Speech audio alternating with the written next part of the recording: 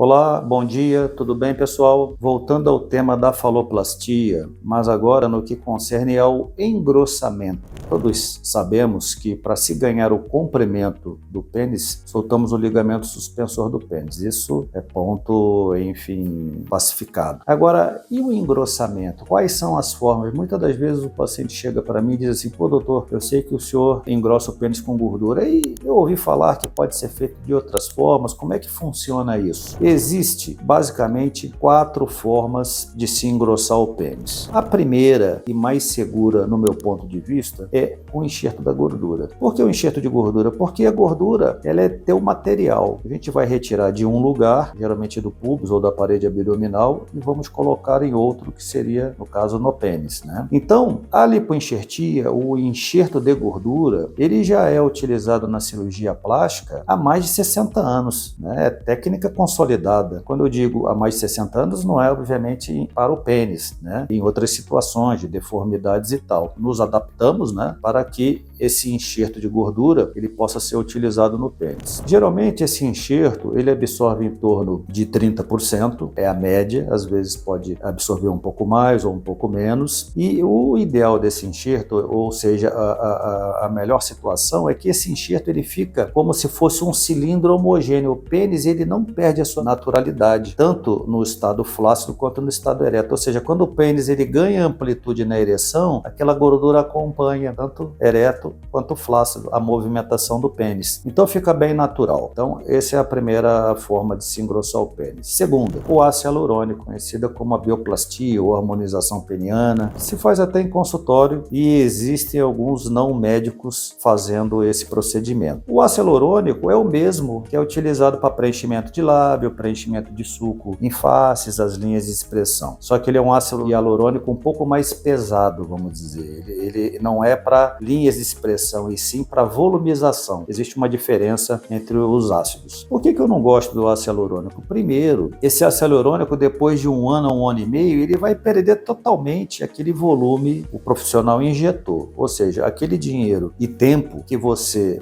o paciente, investiu, você vai perder todo. Essa é a primeira coisa. Segundo, como esse ácido hialurônico ele não se integra no pênis como um enxerto de gordura, e o pênis normalmente ele fica apontado para baixo, normalmente, devido ao efeito gravitacional, esse ácido hialurônico, muitas das vezes, ele fica mais posicionado, ou seja, o volume dele é maior na posição distal do pênis do que na proximal. Então você não consegue uma exatidão naquele cilindro, ou seja, aquele cilindro ele acaba não ficando totalmente homogêneo como na gordura. E o outro detalhe é que ele vai absorvendo de forma irregular, ou seja, ele pode absorver mais de um lado do que de outro, pode absorver mais na base do que na ponta. Então, com o passar do tempo, o paciente vai notando aquelas irregularidades que, obviamente, depois de 1 ano e meio, sumirão porque o produto vai sumir tudo. Essa é a bioplastia com ácido hialurônico. Existe um terceiro produto que é o PMMA, que é o polimetilmetacrilato. Muitas das vezes as pessoas ficarem espantadas, mas se faz PMMA no pênis até hoje. Cria-se grandes deformações com a utilização desse produto. Esse produto, ele é indicado pela Anvisa, que é a autarquia, enfim, que cuida dos produtos médicos hospitalares no Brasil, apenas para pacientes soropositivos, no caso do vírus HIV, com deformações de face, porque eles fazem uso, os pacientes fazem uso dos antirretrovirais e os antirretrovirais acabam dando aquela lipodistrofia facial. Não adianta você colocar gordura no rosto porque vai se perder. Então o PMMA ele é indicado apenas para essas situações. E hoje em dia estão se colocando PMMA no glúteo, traz problemas gigantescos e no nosso caso estamos conversando em relação ao pênis, né? Eu sempre, pelo menos 2 pacientes por mês, eu acabo retirando o PMMA do pênis porque o pênis ele fica deformado, ele fica com um aspecto irregular, pode causar dor, pode causar erupções cutâneas, ulcerações, né? Nem pensar, né? Que é o polimetilmetacrilato. E por último, existe uma opção que é feita em alguns países no exterior, mas no Brasil isso não é liberado, que é você ganhar o diâmetro com matriz dérmica, normalmente doação de cadáver, que, enfim, o paciente quando morre por algum acidente, alguma coisa do tipo, ele é doador de órgãos, então você pode doar o coração, pode doar o pulmão, o fígado, o pâncreas, e existe existe também a doação de pele, onde que essa pele ela é trabalhada, é retirada a parte mais externa, que é a epiderme, e aquela derme ela é trabalhada por engenharia genética, bioengenharia, e é formado como se fosse uma matriz sem DNA, sem nada, e que você coloca por debaixo da pele do pênis, como se fosse um rolo, vamos dizer assim, e você ganha diâmetro. No Brasil, é técnica